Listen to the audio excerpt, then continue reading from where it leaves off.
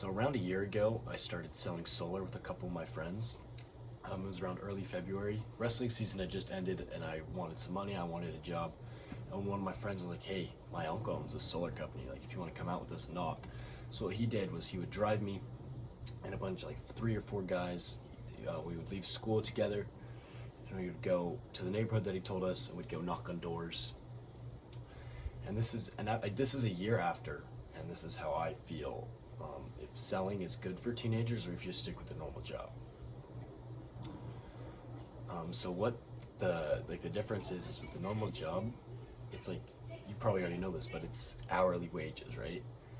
And what a lot of people don't tell you, because when I talk to my friends, is they want to get scheduled for hours. So they might have a job, they might get good hourly pay, but they'd have a hard time actually securing the hours, so they wouldn't actually work to get the money, which kind of sucks. And then I have lots of friends who are, the other like main income source for kids in my area is lifeguarding. So all these kids are doing lifeguarding, but it only really works in the summer. In the winter, they're like all out. They don't have any way to make any money. In regards to solar, there's no hours. There's no one telling me where I have to work, when I have to work. If I don't feel like it, I don't have to, right? It's just, I'll see those results because I won't get paid. So that's one of the biggest things I like, is the freedom of it. One of the downsides that was actually working with friends, and because I couldn't drive myself, I was too young. But one of the downsides was half of the time we'd be messing around. Like, by the time we'd like actually drive there, we'd stop, get food, go to a gas station, get some drinks, and then we'd drive around. Like we would just go, like, there'd be a random mountain. We're like, "You want to climb that?" Like, it's so like 6 other guys, especially when they're like not as driven. It's kind of hard to push yourself to work, especially when you're having fun and they don't want to go knock on the doors and be like, "Hey, I'm Hiram. I'm here working with your local utilities." Like, it's just not as fun to go knock. One of the upsides too is you get to learn a skill. You actually get to talk to people. So I feel like meet anyone in any industry, they're gonna tell you that people skills will benefit you in that field, right? Like, even if you don't want to do anything with sales, let's say you want to be a doctor, right? You're gonna have to know how to communicate with your patients, and even if you're prescribing a medicine, you want to be able to sell them on that medicine. You want to sell them on your treatment, so they can actually get on there. Like, communicating will help you, right? Helps you in social. It help you make friends, because you can just talk to anyone at this point. Once you go and knock on people's doors, like, and just talk to them from right there and sell them something, you could pretty much talk to anybody at that point. It helps a lot with girls, making friends, in big social circles. I feel like you have to keep running out things to say. This is kind of weird talking to a camera, because I'm used to having a person to like look at, but this feels like I'm just like, you know. But one of the issues is, if you're a setter like I was, is I would knock, right? And then even if I would set the appointment for someone to come, I would have to wait for the person to close it. And the first closer was kind of inconsistent. It was kind of hard, because they wouldn't update me too. I wouldn't know. I was like, "Hey, was that appointment good?" They're like, "Oh, what appointment?" And I'm like, "Dude." So that was just something that was really unfulfilling, because I feel like I would go out there and kill it, get like 4 appointments in a couple hours, and then I'd be like, "Hey man, like, what's up?" And it was like, "Oh, sorry, you had an appointment today?" Or like, "Oh yeah, he rescheduled." Like, dude, come on. So that was one of the disheartening things. So that happened for a couple months. It took me around a month to get my first deal, and dude, or like a month of doing it on my own. And after getting it, dude, it felt so great. There's so many times I'm like, "Man, I want to quit this." Like, "Oh, I don't want to work." But after you get that first deal, it just feels so great, because then you realize it all paid off. Like, everyone's saying, like, "Dude, you just wasted 30 hours for what?" But those 30 hours made me more than if I would have worked 30 hours at a minimum wage job. And it took me less time, because I didn't have to get those scheduled. I could just go out Monday, Wednesday, Friday, knock for a couple hours, and bada bing, bada boom. So another cool thing is you get to load a pipeline. So let's say I set 10 appointments in a week, and I set them for the next 2 weeks, right? Sorry, something's caught in my throat. But I would set these 10 appointments, and then I would go on a trip. There was one time up in May, right before school ended, we went on a trip in the Grand Canyon. It's called Have Soup. You get to hike to these like beautiful waterfalls.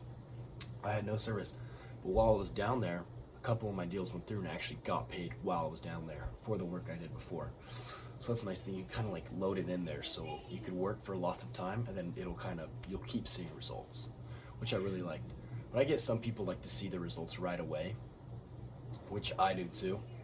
And what the solar company I was originally at recently just did is if you get the appointment and the person shows up, even if they don't sell a solar, even if it's not up there, you'll get $50 to $100 depending on how well the appointment went, based on just setting the appointment, which is really nice compared to if they close the deal, it is a couple thousand, but then I have to wait for them to install it, and in between that, there's a lot of cancels.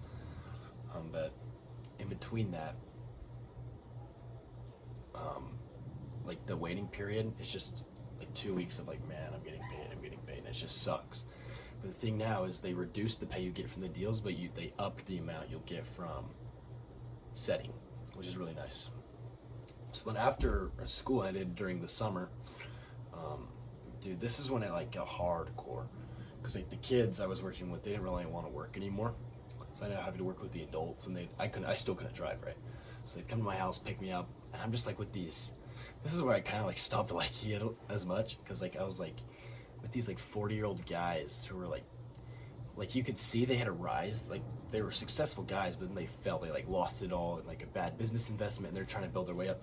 So I had to learn a lot of knowledge from that, but it's also just like, man, like one of the guys is going through a divorce, and he's just driving me like 40 minutes to these random cities and just venting to me. And I'm like, dude, I do not, I'm like, I don't know what to tell you, man. Like this one day he was just like going crazy. He's like, I forgot my meds, but it's fine. I really like those guys, but working with them, we'd go around to like 1 to 7 p.m. And dude, that sucked, especially in the Arizona heat where it's like 110 plus degrees, and you're just like, you gotta bring water, you gotta bring snacks. But what that guy set me up with is he had a nephew who had a company who would sell on the East Coast. So I'm right here. So what I would do is before that, I would do cold calls, which actually taught me a lot too, because I used to do cold calls for another thing, but I was just too scared to like talk to the people, right? So as I'm on these cold calls, I could just cold call, and I could learn to improve my sales. And since the 3-hour difference, before knocking hours, I could start calling people. And with that, I got 3 deals. One of them went through, the other 2 canceled. I didn't do that for too long. But it was really nice because I didn't have to like go outside. Within my first week of doing that, I actually got a deal, which was really nice. And the appointments came in a lot faster.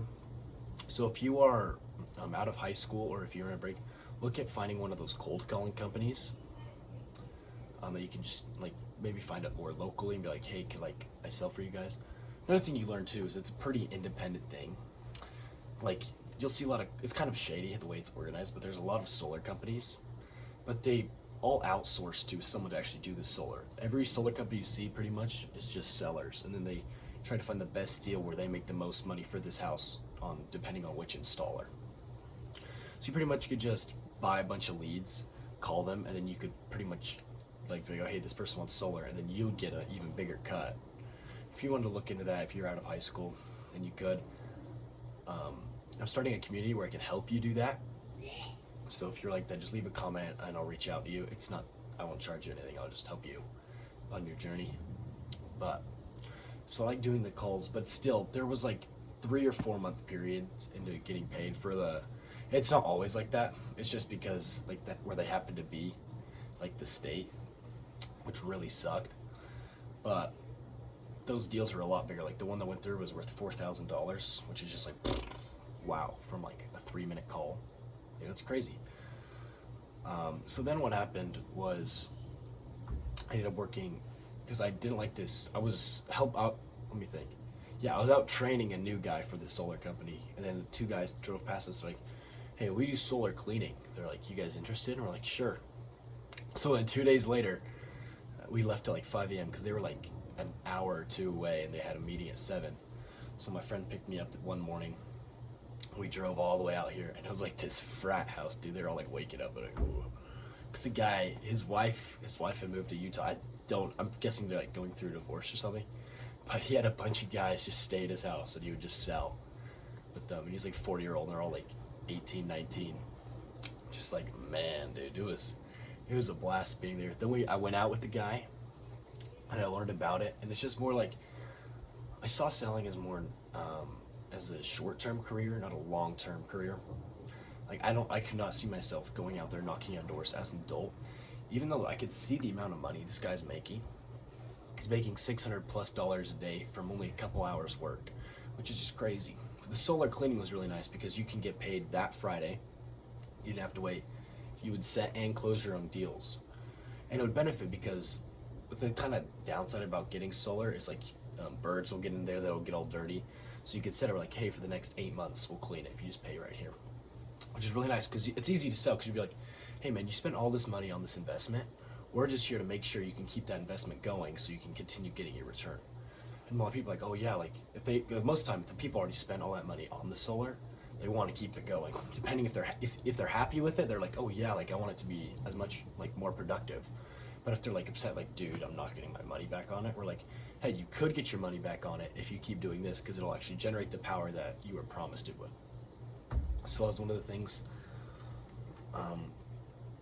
Another upside is there's a lot of stories, especially if you do it with your friends. There was a ton of remember, especially in like my first early stages, like the first month or two. Like I remember my first day, I was out, like my friend was training me, and there was like this guy. We like knocked on his door, and he came out in a bathrobe, and he was like, "There's a no trespassing sign." I'm like, "There's nothing." It just said it was like hidden off in the corner. We're like, "Uh-oh." He came out of the bathroom with his wife, and he started yelling at us. So he turned around. We started like laughing. Like once he closed the door, and he comes out. I don't know. I'm pretty sure it was like a BB gun or something. But he comes out and he goes, "You guys think this is funny?" And he starts chasing us down the street in his bathrobe, and I'm like, "Oh my gosh!" We thought it was hilarious. And then another similar situation. This one was actually like we don't know what we did, but it was my second day working. It was on a Wednesday. We started on a Monday. It was on this Wednesday. We're putting our vests on. They're playing like some hype music, like getting ready, and then this guy starts filming us, and I'm like, guys, like we got to get in the car. Like this guy's filming us for some reason. So we get in the car, and he's just filming us, and then they start driving a little closer to him, like not like very slowly. And then he flips up his shirt with one hand, keeps filming, and then he like puts his hand right here. You can see his gun, and he like grabs his gun. We're like, what the heck? Like we didn't even know what we did. So we just got in there and just like booked it in the car. And then he got in his car. We were like, we're dumb, but we're also looking to have fun. So we're like driving around. We could see him like he's still like looking for us in his car. Where I have no clue like what's going on. But that's one of the downsides. A lot of people hate solicitors, dude. Like you try to knock on them, like, get off my porch. Like you'll get sworn out a bunch. And, like there's a lot of nasty people when you knock on their door. But the thing is, you got to look at it more like, dude, that person was crazy. Like that's just some funny things. You can't let it hurt you. Because sometimes you knock on a door and it'll put you in like a pissed mood. And like depending on your mood will like really show like what you project to the person. Or like if you're sick or something, they can really tell, and they're just like, something's off, and they won't book your appointment, they won't buy whatever you're trying to sell. So if you're like feeling really off, you're just like, oh, they're like, I'm upset. Like I remember one time I was just like super, like I was pissed from this one old lady. I was like, oh, and I'm like, hey, I'm here, and they're like, and they're just like, pfft. Like you can't let that affect you. You got to more like laugh it off and let it boost your mood, because it's more like, hey, something actually happened today.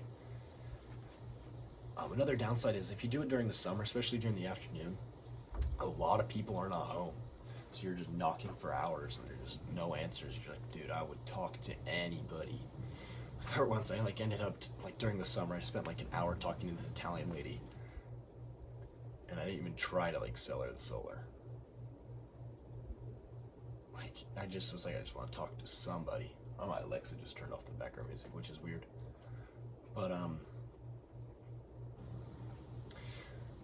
like I said, another thing with the skills is like if you learn to just like talk like that, I don't know, it just benefits me in so many ways. Like I didn't start to see it until like I started reflecting on it. I'm like, oh wow, like I'm able to talk to people more. I'm able to like think quicker.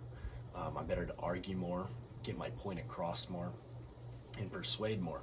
It's helped me like in school with my writing and a bunch of other things. So I think it's a great option, especially if you're a teenager. You want freedom. Like if you're in sports or something, you can't, like, if your schedule's already pretty full or not very flexible, if you have the solar, you can actually like decide when you want to go out. Depending on how good you are, you could just knock for hours, dude, and then be set for the next week, right?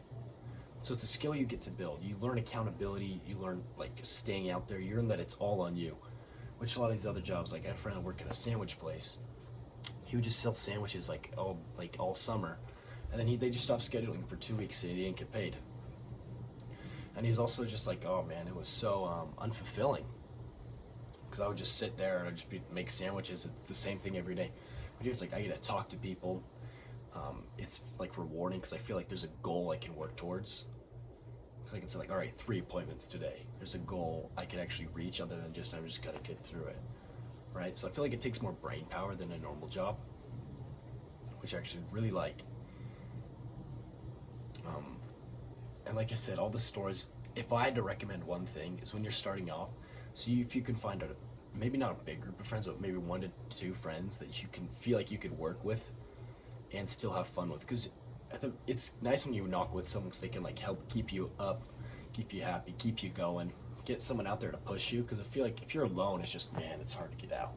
But if you're with one other person who's not trying to drag you down, but they'll actually push you up, it helps so much. Like, that's really helped when I was in the summer and we'd knock for 7 hours. Because with this guy, he's like, dude, this is how I feed my family. Like, I'm not taking you home until it's dark. I'm like, yeah, you're right. So we gotta go out there. Like, I remember this one day, we were so thirsty. And then a lady is like, do you want water? We're like, yes, please. And then she didn't have any like water bottles, so she had a frozen bottle. But we were so thirsty, we just threw it on the ground and started like eating the melted ice because we were just so dead and dehydrated. Things like that are just coming up. Like things like that would happen every day. Like fun little stories, fun little memories like that. Which is really nice. So I'm gonna wrap this up. If anything else comes to mind, I'll add it at the end. But yeah, that is my full one review of selling solar. If I would recommend it, if you're looking to make some money, right? I mean, you're making more money than a normal job would. So yeah, if you're a teenager, definitely do it.